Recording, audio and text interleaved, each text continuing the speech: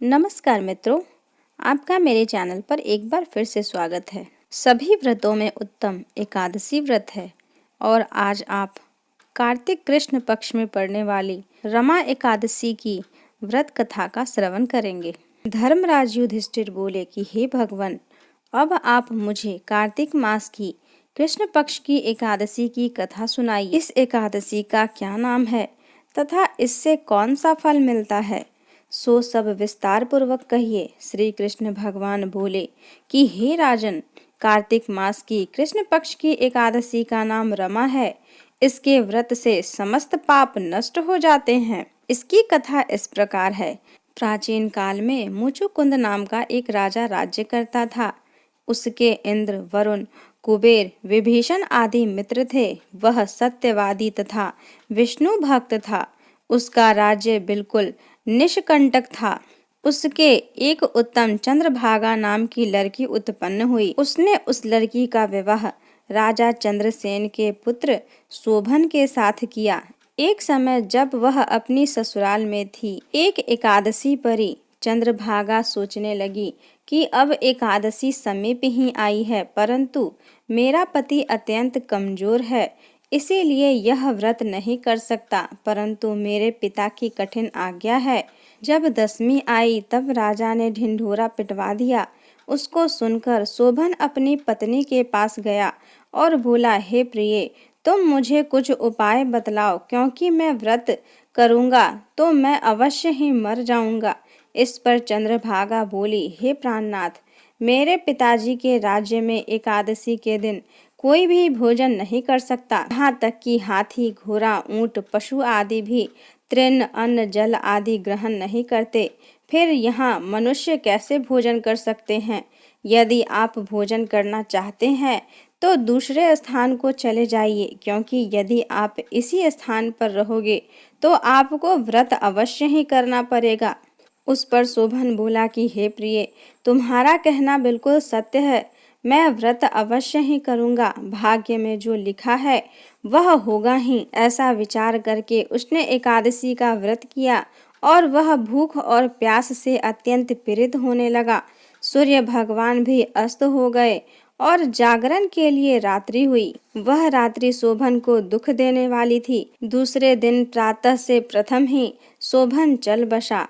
राजा ने उसके मृतक शरीर को दहन करा दिया। चंद्रभागा अपने पति की आज्ञानुसार दहन न हुई, परंतु पिता के घर में रहना उत्तम समझा। रमा एकादशी के प्रभाव से शोभन को मदरांचल पर्वत पर धन धान्य से युक्त तथा शत्रु रहित एक उत्तम नगर प्राप्त हुआ।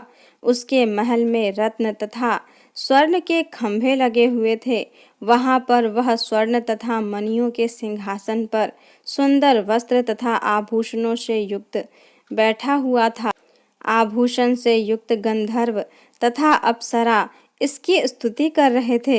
उस समय राजा शोभन दूसरा इंद्र प्रतीत हो रहा था। एक समय मुचुकुंद नगर में रहने वाले एक सोम शर्मा नाम का ब्राह्मण तीर्थ यात्रा के लिए निकला। उसने घूमते घूमते उसको देखा। वह ब्राह्मण उसको अपने राजा का जमाई जानकर उसके निकट गया। राजा शोभन ब्राह्मण को देख आसन से उठ खड़ा हुआ और अपने ससुर तथा स्त्री चंद्रभागा की कुशलता को पूछने लगा। सोम शर्मा ब्राह्मण बोला कि हे राजन, हमारे राजा कुशल हैं तथा आपकी पत्नी चंद्रभागा भी कुशल है। अब आप अपना वृतांत बतलाइए। मुझे यह बड़ा आश्चर्य है कि ऐसा विचित्र और सुंदर नगर, जिसको न तो मैंने कभी सुना और न कभी देखा है, आपको किस प्रकार प्राप्त हुआ? शोभन बोला कि हे देव, यह सब कार्तिक मास की कृष्ण पक्ष की रमा एकादशी व्रत का प्रभाव है। इसी से मुझे यह अनुपम नगर प्राप्त हुआ है, परंतु यह अध्रुव है। इस पर ब्राह्मण बोला कि हे राजन, यह अध्रुव क्यों है और ध्रुव किस प्रकार किया जा सकता है, सो आप मुझे समझाइए। मैं आपके कहे अनुसार ही करूँगा। आप इसमें बिल्कुल भी झूठ न समझे। शोभन बोला कि हे देव, मैंने अश्रद्धापूर्वक व्रत किया था, उसके प्रभाव से मुझे यह नगर प्राप्त हुआ। इसीलिए मैं इसे अध्रुव मानता हूँ।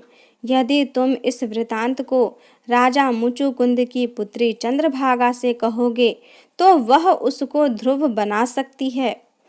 ब्राह्मण ने वहां आकर चंद्रभागा से समस्त वृतांत कहा। इस पर कन्या चंद्रभागा बोली कि हे ब्राह्मण देव, आप क्या वह सब वृतांत प्रत्यक्ष देख करके आए हैं या अपना स्वप्न कह रहे हैं? इस पर ब्राह्मण बोला कि हे पुत्री, मैंने तेरे पति शोभन को तथा उसके नगर को प्रत्यक्ष देखा है, परंतु वह नगर अध्रुव है। तू कोई ऐसा उपाय कर जिससे कि वह ध्रुव हो जाए। इस पर चंद्रभागा बोली कि हे महाराज, आप मुझे उस नगर में ले चलिए। मैं अपने पति को देखना चाहती हूँ। मैं अपने व्रत के प्रभाव से उस नगर को ध्रुव बना लूंगी। चंद्रभागा के वचनों को सुनकर वह ब्राह्मण उसको मंदरांचल पर्वत के पास वामदेव के आश्रम को ले गया।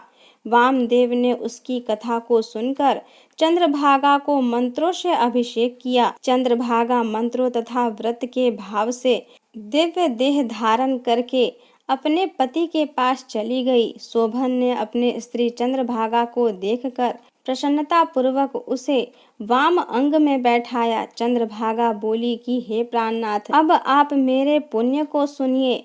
जब मैं अपने पिता के गृह में 8 वर्ष की थी, तब से ही मैं सविधि एकादशी का व्रत करने लगी हूँ। उन्हीं व्रतों के प्रभाव से आपका यह नगर ध्रुव हो जाएगा और समस्त कर्मों से युक्त होकर प्रलय के अंत तक रहेगा। चंद्रभागा दिव्य रूप धारण करके तथा दिव्य वस्त्र अलंकारों से सजकर अपने पति के साथ आनंद पूर्वक रहने लगी और शोभन उसके साथ आनंद पूर्वक रहने लगा। हे राजन, यह मैंने रमा एकादशी का महात्म्य कहा है। जो मनुष्य रमा एकादशी के व्रत को करते हैं, उसके समस्त ब्रह्म हत्या आदि के पाप नष्ट हो जाते हैं। जो मनुष्य रमा एकादशी का महात्म्य सुनते हैं, वह अंत समय विष्णु लोक को जाते हैं। ऐसी ही धार्मिक कथाएं सुनने के लिए मेरे वीडियो को लाइक करें, अपने दोस्तों के साथ शेयर करें तथा मेरे चैनल को सब्सक्राइब करें। धन्यवाद।